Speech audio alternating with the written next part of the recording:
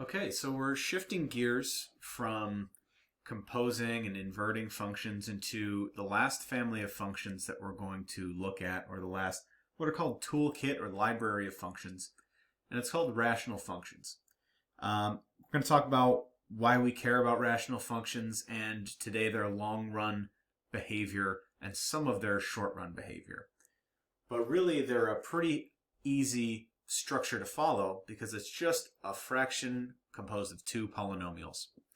But the reason that we're motivated by rational functions is the ratio comes up all over the place, right? Ratio, rational means something about comparison between two quantities, right? And so in science, in business, in all sorts of technical fields, comparing how two quantities are behaving and relating to each other is huge. So anything involving rates, and our motivating example is going to be one of average cost, right? So it's comparing the cost of the amount per item that something costs compared to how many items have we created, right? And you can think about a rational function about your grades in a semester, how you perform per test out of the total number of points in the course, things like this. So ratios are everywhere, and rational functions are a particular type of ratio, and they are of the form. We'll just put this out here to start. Rational function is of the form p of x over q of x, where p, q are polynomials. And obviously q of x can't equal 0. Okay, it can't be the 0 function. So, right, remember on polynomials, these are things like, a x to the n plus b x to the n minus 1 plus c x to the n minus 2, etc., etc. So anything of this form can be in the top or in the bottom. So the ratio is, right, a comparison of two polynomials. How does this come into play? With average cost. Let's check out this first example here. So here's an example from small business. So if you're running a brewery and you're making a small 3-barrel batch of beer, it costs about $800 for the ingredients. And then there's also going to be a cost in tax and then also labor, right? You have employees, they have to pour each beer, you have to pay them for that. There's a cost to that, as well as a tax to New York State and to, I believe there's a federal tax as well. Adds up to, let's say, about $2 per pint poured. I actually think it's a little bit more than that, but I don't know the exact number. But we can pretend right now and come up with a function that models what is the average cost of a pint of beer you've sold if you've sold X pints. So let's say you're the brewer and you want to know, if I brew, a 3-barrel batch of beer, then if I sell, 300 pints of this, what's the cost per pint? And the reason is that's going to help me dictate what the price of this thing should be, right? How much am I going to charge customers to ensure that it's reasonable for them, me and my employees are getting paid? So this is a motivating example, okay? So let's think about what this should be. We're trying to answer the question, what is the average cost? Average cost, how would that look? Well, it would be the total cost of making X beers, and we would divide that by the total number of beers, or pints, right? Which we know is X, right? That's how many are being sold. So we can come up with an expression up here, a polynomial for the cost of X beers and a polynomial for the total number of beers. They're going to be simple polynomials. The top one, let's see, we've got the total cost is a fixed $800 for ingredients. So that's like a 800 fixed. And then $2 per pint poured. What does that sound like? Sounds like a constant rate of change, which reminds us of what? Linear functions. So let's say that that's plus 2 times x, because x is the number of pints poured. So 800 plus 2x. Have we captured the total cost from what we've been given? Yes. Are we simplifying a lot in terms of what it means to run a small brewery? Absolutely. But just for the sake of example, we've captured everything pertaining to the total cost of a pint of beer. And then how many that we're selling is what's the denominator here. So we'll put x down here. This is like total number. This is like the points earned out of the total number of points, right? We're building an average. So total cost out of the total number of beers. And so we get this average cost function,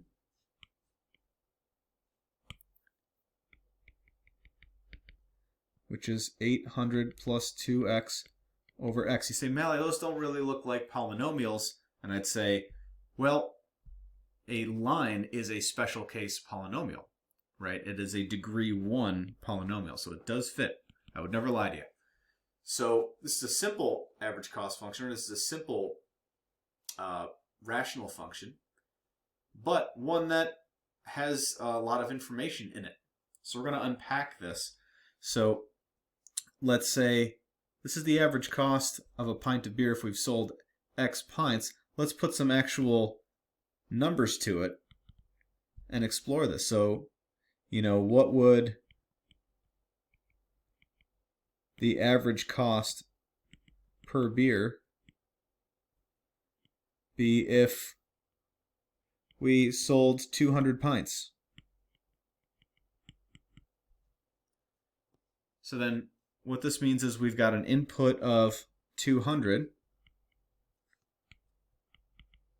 and we'll get 800 plus 2 times 200 all over 200. And so that becomes 1200 over 200. I'm just going to kind of cruise through these when the calculation's easy. And so we'll get 6. What does this 6 really mean? Well, what is this? This is the cost. So units are in dollars. What are the units down here? Pints. So this is $6 per pint on average. That's how much it costs. So you got to think, well, that's why this beer should probably be priced at $7, right? So that we ensure that we're making a profit. So, this could be another interesting question is, how should we price this beer? Just using kind of common sense, should be higher than $6 a pint.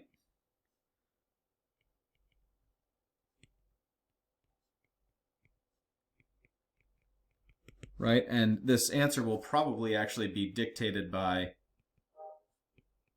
the costs of labor, profit goals. This is just a little kind of side discussion of what a business owner might care about. So for 200 pints, it's $6 per pint on average is the cost. Total cost is really, right, $1,200. We saw that up here. So let's say if we sold 400.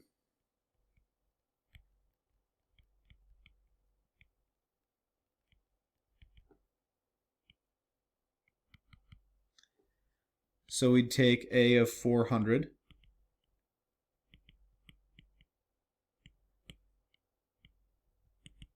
See what we get. What would you expect before we compute this? We're hoping that the more beer we make, that there's a diminishing on the cost, right? So this would become, what, 800 plus 800 over 400 which is 1600 over 400, which is 4. And again, what are the units here? It's $4 per pint. Now that's a lot better. How many pints are in a 3-barrel batch? I don't really know. But you know, as obviously the more we sell,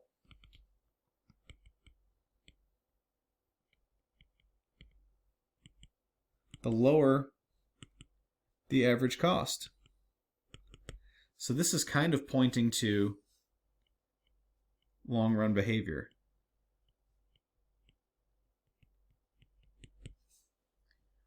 Right? Because when we're talking about long run behavior, we're talking about letting x get higher and higher, right? Going towards infinity. We also look at negative infinity, which here wouldn't make sense. But this is what we would expect, and you can verify this with your calculator. Okay? So we can construct functions like this given a context. We'll note what the units are because we know the units of the top and the bottom of this ratio. And then we can answer and ask interesting questions. Okay? So what we're going to do is we're going to take a step back and talk about rational functions in general, because they're not always going to be a linear function over a linear function. They might be more complicated. And oftentimes in business, your revenue, profit, cost functions are actually degree 2 or higher polynomials that model what's actually happening. So this is a nice simple starter example. But I want to step out. We're going to talk about the structure of these things and their long-run behavior and why they act the way that they do, because it's different and more interesting than some of the other functions we've looked at. And actually, before we do that, I do want to visualize this function that we just worked out. So 800 plus 2x over x. This is what this function looks like. And again, it's giving us the average cost based on the input of the number of pints sold. So if we only sold 10 pints out of this batch, right, the cost per beer is around $80 per beer, right? So obviously that won't do. The goal for the brewer would be to increase the number of pints sold so that we're seeing more reasonable average costs for the item made. And so what do we see as we go out further and further? It seems to be getting lower and lower as we get further out, but does it go to 0? Or does it go to some other value? So as we keep zooming out further and further, and there's no way that you could get 1,600 pints out of a 3-gallon batch, which I think is like 100 gallons. I could be wrong about that. But we see that this is slowing down, heading towards 0, maybe. We're going to explore that right now. But it has to do with the relative power of the top versus the bottom. You might have also noticed some weirdness here at x equals 0. Why is that? If x equals 0 is in the denominator, we have a vertical asymptote. It becomes undefined. So this is something to look out for, are what values of the denominator cause a break in the function, right? Cause a discontinuity or this undefinedness. Obviously, we don't care about negative pints being sold, but in general, this would be the shape of this function if it had the context stripped off of it. So let's jump into, in general, the shape of these things, their definition, and their short and long run behavior. So rational functions are two polynomials kind of being compared to each other, right? You've got the top one and the bottom one. So I'm going to break it up into like 3 kind of categories here. So we'll look at example 1, example 2, and example 3, and we'll look at it from a algebraic and graphical perspective to see what's happening. So some important properties here.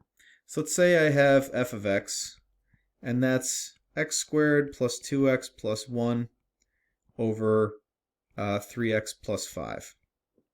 So I've got a quadratic over a linear function. I'm just going to write that a little bit nicer. 3x plus 5. For my second one, we'll say I've got 2x squared plus 4x plus 5. Going to make life easier for us here. And on the bottom I'll have, say, 3x squared plus 5x plus 1.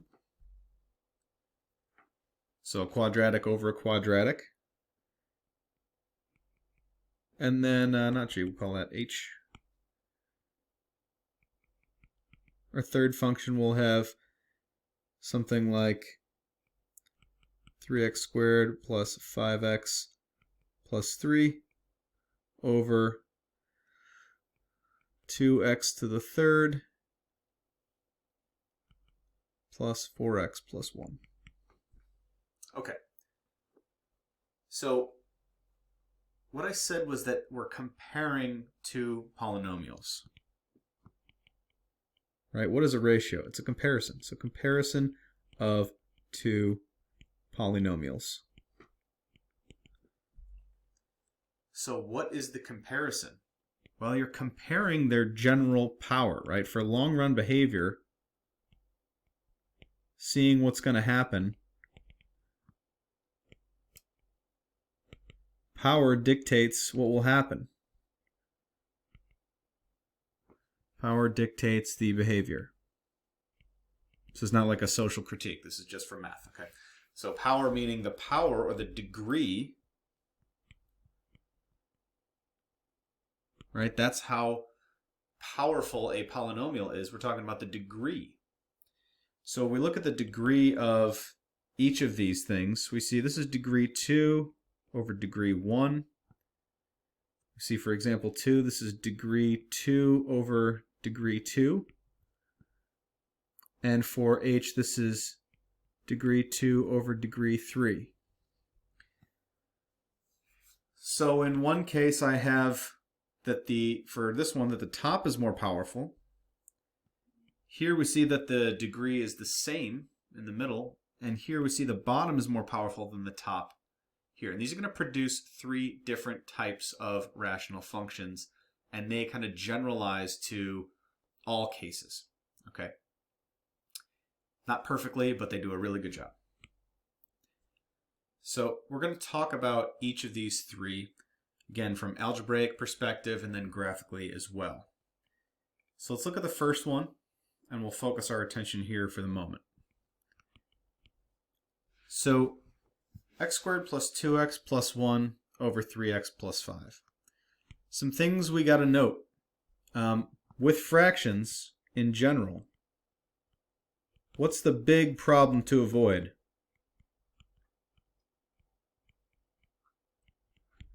Domain issues, which are dividing by 0. That's undefined. So with rational functions, this will always be in our kind of foreground. I'll kind of cut that off there.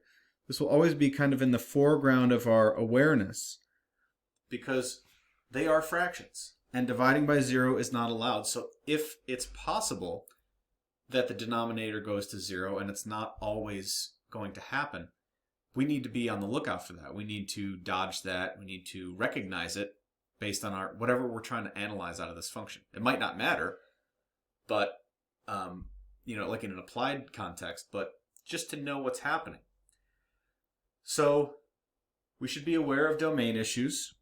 We should be aware of when, if at all,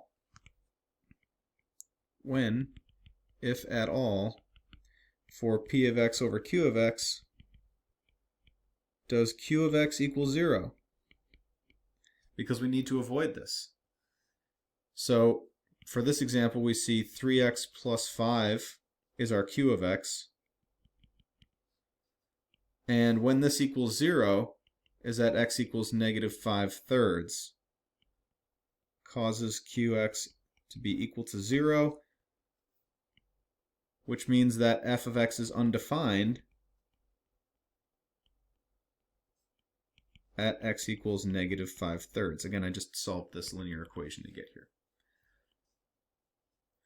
So what that means is that f has a problem with its domain. It's undefined at x equals negative 5/3. That means it most likely has a vertical asymptote.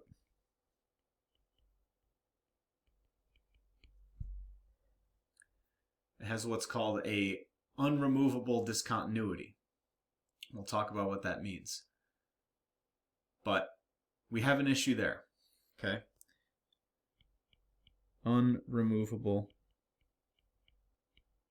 discontinuity. So we will revisit this idea later. Put a little asterisk right here. That's what I want to say, likely. We'll back this up with a graph.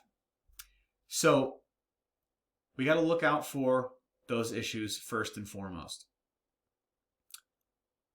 But when we're talking about the end behavior, this is more kind of short run because it happens at a specific point. So long run behavior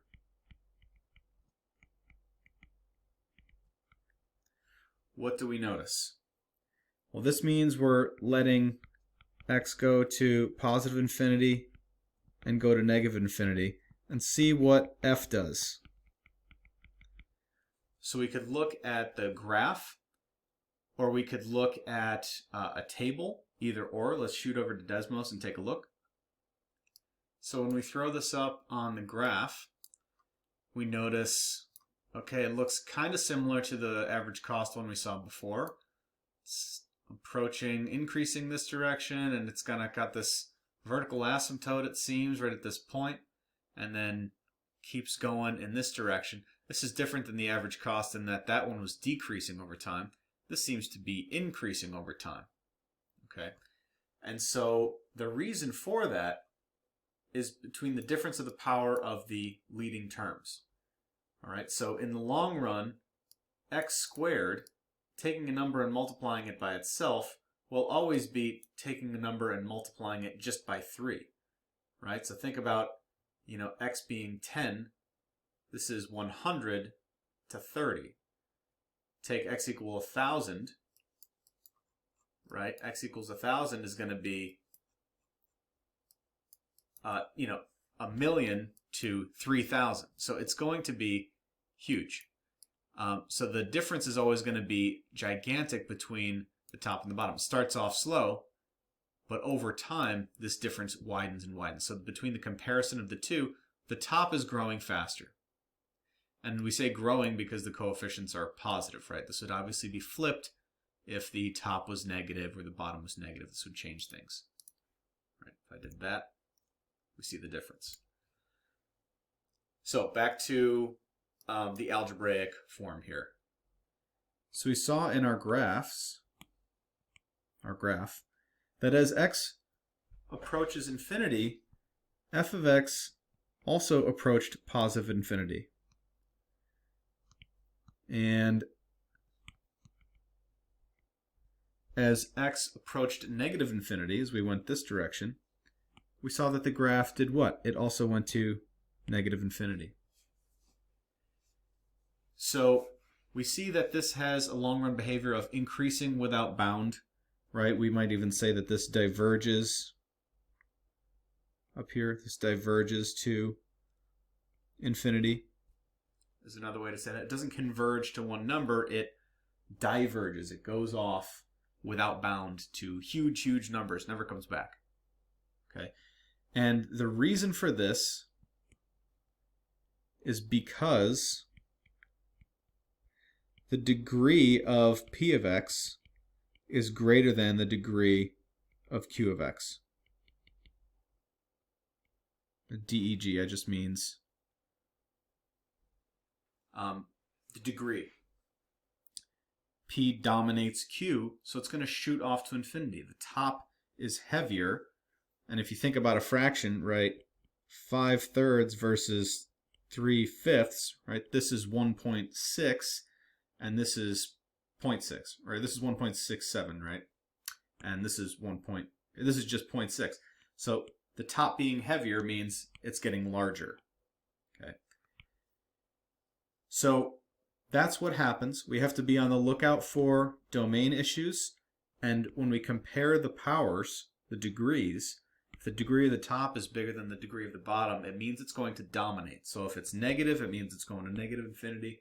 If it's positive, that means it's going to positive infinity as we move left to right. Okay? So just be aware of the signs, double check with tables and graphs, right? Look at it from multiple perspectives. For example 2, what do we notice?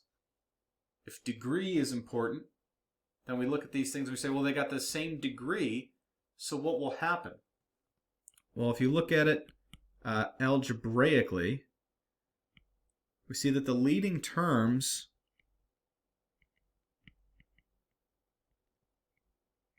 will dictate the behavior.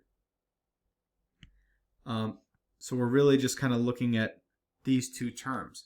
Why is that? And this isn't really the algebraic perspective. This is really the numerical perspective. I kind of misspoke there. The leading terms will dictate the behavior because of the same reason we just said before. X squared is so much bigger than x as we go out. So let's do this. Let's just look at the polynomial x squared versus y equals x. Right? Constant rate of change versus polynomial rate of change. This thing is shooting off to infinity way faster than a line would. So if they're both x squared, it means they have the same rate of change. So they're going to kind of balance each other out. That power is going to be balanced out. So if we look at this function, g of x, and this is 2x squared plus 4x plus 5, all over 3x squared plus 5x plus 1. What would we expect? We expect it to not blast off to infinity, but maybe something a little bit less aggressive of growth. And so we're way zoomed out, so let's fix that. Zoom in here. And what do we see happening? Looks like we come up, we have a vertical asymptote here. Looks like we have this downward facing portion. And then over here, again, it looks like a decreasing function from left to right. So the end behavior over here looks like it's decreasing, but it's not shooting to 0 and it's not shooting to negative infinity. It looks like it's going to converge to some number. And as we zoom out further and further, we see that this number gets closer and closer to what? 0.667.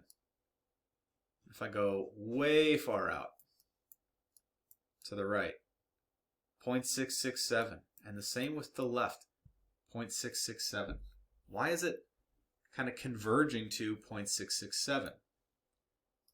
Well, to that we can look at the algebraic and see, well, if the leading terms dictate the behavior, because it's really about a race of the powers, then this means if the degrees are the same, if degree of P equals degree of Q, then it will converge to the ratio of those coefficients. Because what's happening is these two things are tying, right? Every x I go up, if x is 3,000, x squared is 3,000 squared over 3,000 squared. These cancel each other out to become 1, and what are we left with? Just this 2/3, which is 0.67.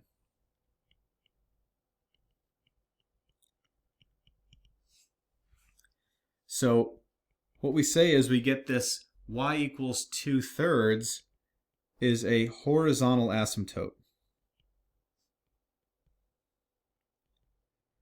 And what this means is that the function is heading there as x approaches infinity.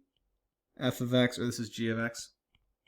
G of x approaches 2/3. And as x approaches negative infinity, g of x approaches negative 2/3. And we'd say this with limit notation, that the limit as x approaches infinity of g of x is 2/3, and the limit as it approaches negative infinity is, oh, not negative 2/3, just 2/3.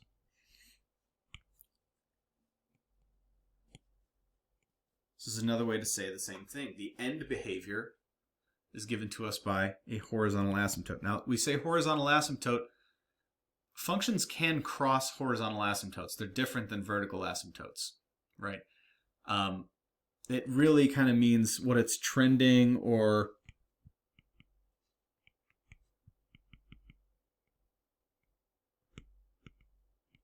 converging to.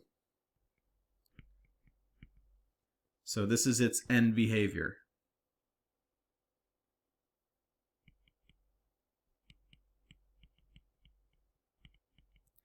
Okay, so what was the key difference between this and the first example? The degree was the same, and so that canceled out the power race in the end, and the coefficients dictated the end behavior. It became a horizontal line with this as the parameter, 2/3. So obviously you can generalize this to any two polynomials where the powers are the same. It's going to be the ratio of the coefficients. It doesn't have to be just 2/3. So we skip the stuff in the middle with the vertical asymptotes. We're going to do that again at the end. Right now we're just talking about the end behavior. So the last example, 3x squared plus 5x plus 3 over 2x cubed plus 4x plus 1. Again, we've come to the idea that the leading terms will dictate the behavior. That happened here. That's what made it blast off to infinity. That's what made this converge to the coefficient of the leading terms. And then over here, same thing. But we notice that the degree of the top, degree of P, is less than the degree of Q. So what does this mean? Over time, as x gets huge,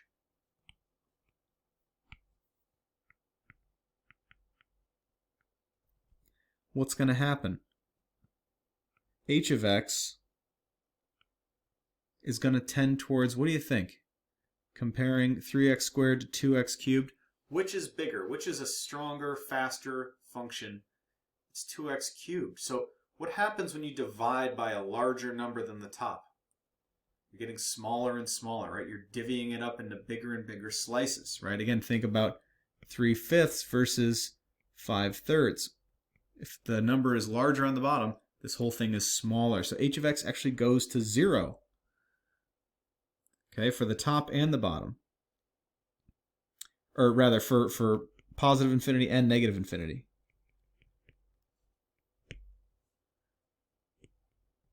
Okay, another way, again, with limit notation. The limit as x goes to infinity of h of x is 0. As x goes to negative infinity is also 0. And if you don't believe me, which you should be a good skeptic, let's take a look at the graph of this thing.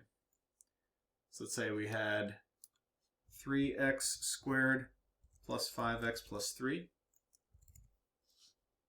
Call this the function h, and the bottom was 2x cubed plus 4x plus 1. Let's zoom back in so we see what's actually happening here.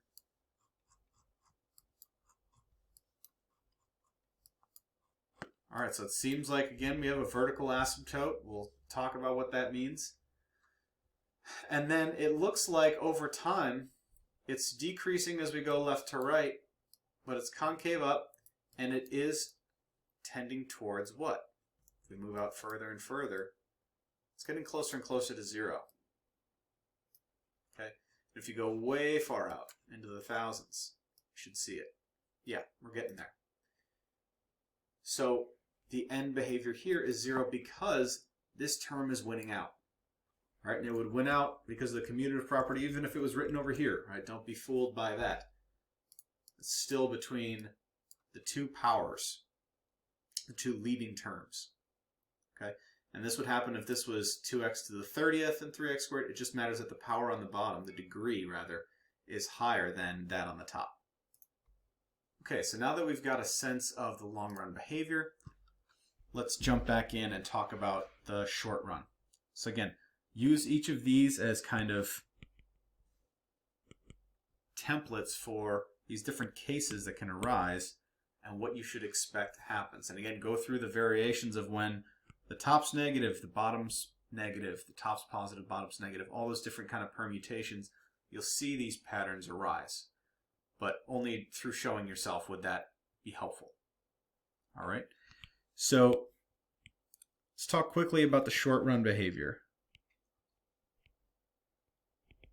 We will unpack more later about the zeros and such, but right now, just to quickly talk about the vertical asymptote.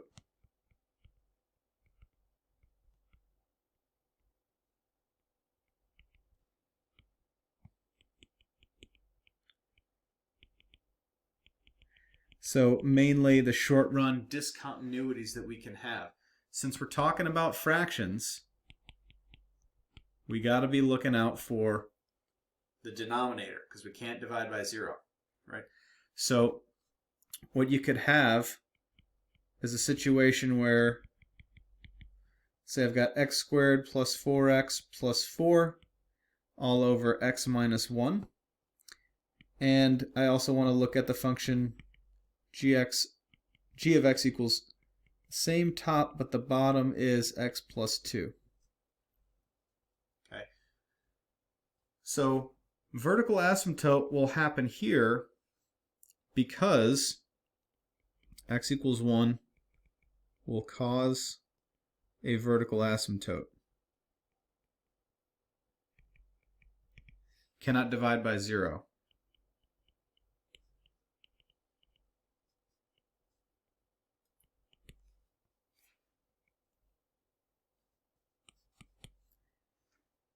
And the reason is, as we get closer and closer to x equals 1, this thing is exploding, right?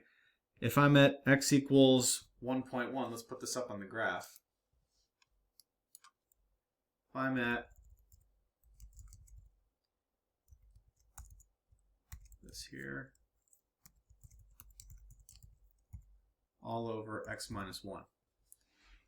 Zooming back in, we see at x equals 1, it breaks, right? We cannot divide by 0.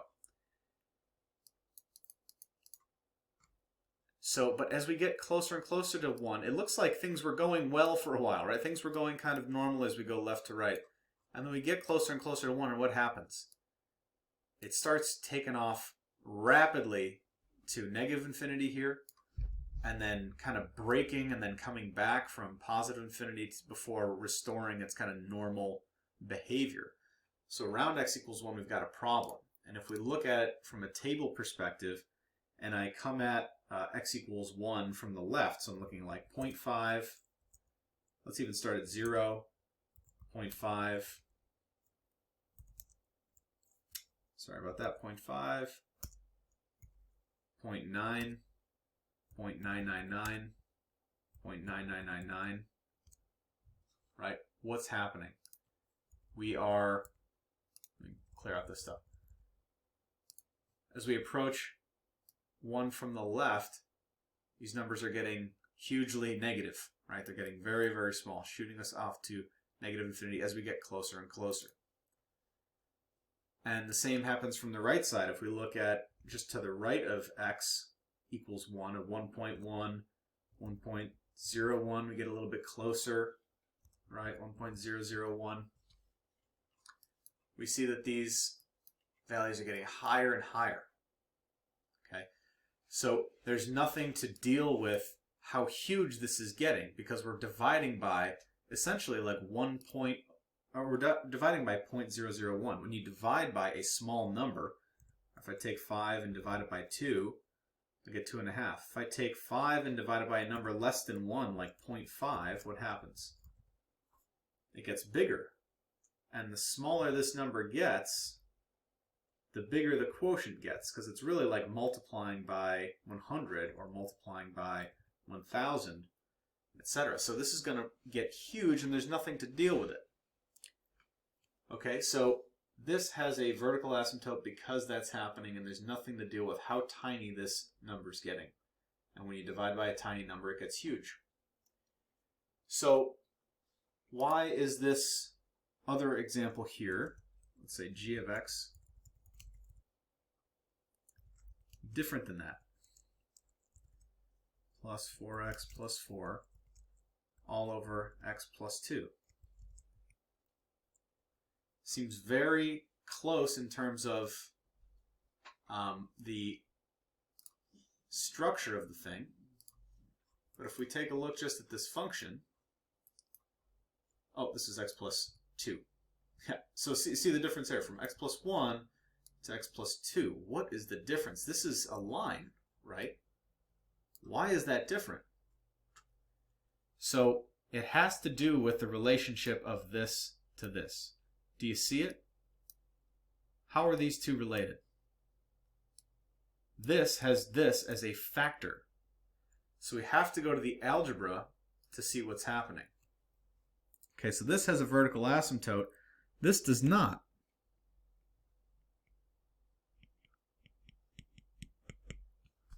So why is this so wildly different looking when it, on paper kind of looks very similar?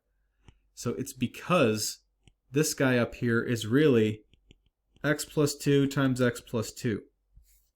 It has a factor of x plus 2, and that is canceling out effectively this thing that would be getting infinitely huge, or causing the top rather to become infinitely huge by dividing by a small number.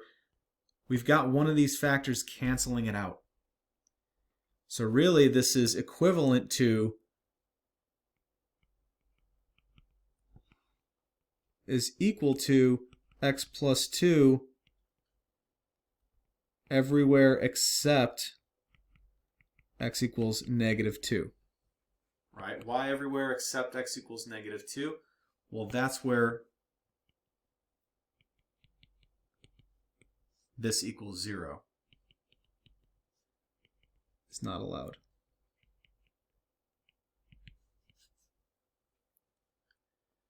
So it's not allowed, but it doesn't cause an asymptote. This is what we call a removable discontinuity.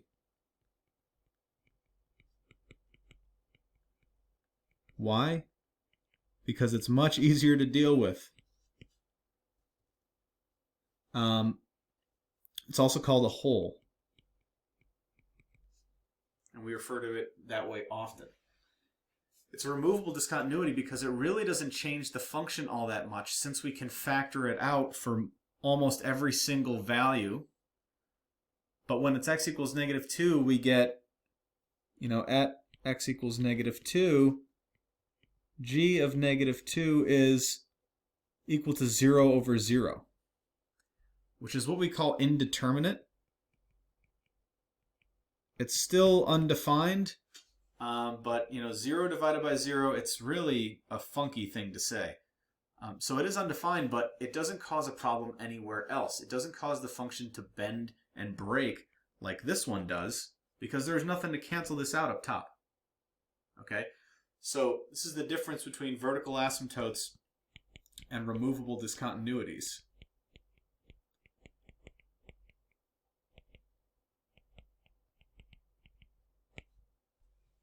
Is that if you can factor it, then you're good everywhere except that point. We have a little hole.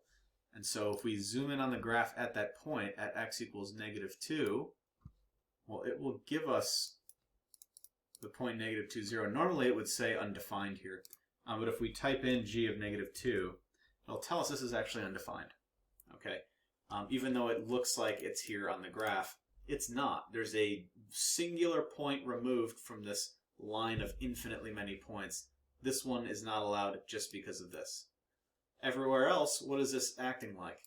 The line x plus 2, which has a y-intercept here and a slope of 1.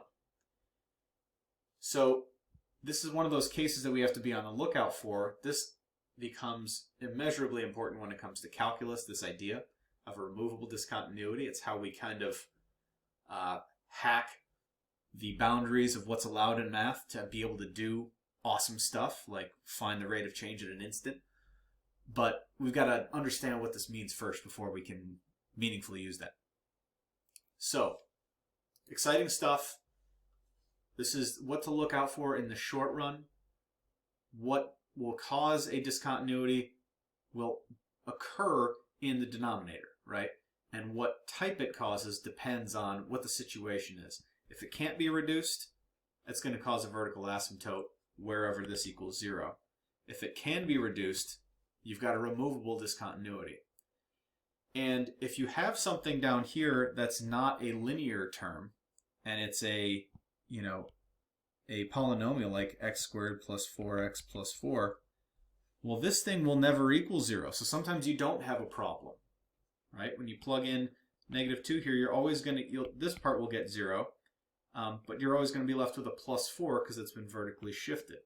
So it's not always an issue. But again, try factoring the top and bottom as a strategy to see if there's any removable discontinuities when we're talking about short-run behavior. Okay, so we've unpacked a lot. Why we care about rational functions. We motivated it with average cost. There's going to be a lot of problems where we have an application in mind, and that's awesome. And then we also need to know how these things work in general. So what's the long-run behavior, how that's dictated by the degree of the top and the bottom. And then also the short-run behavior, the first thing we want to look out for are these asymptotes. And in the next section, we will talk about zeros and horizontal intercepts and things like this, and vertical intercepts as well. Okay, so that's all for now. Have fun and enjoy these, and we'll see you in the class discussion.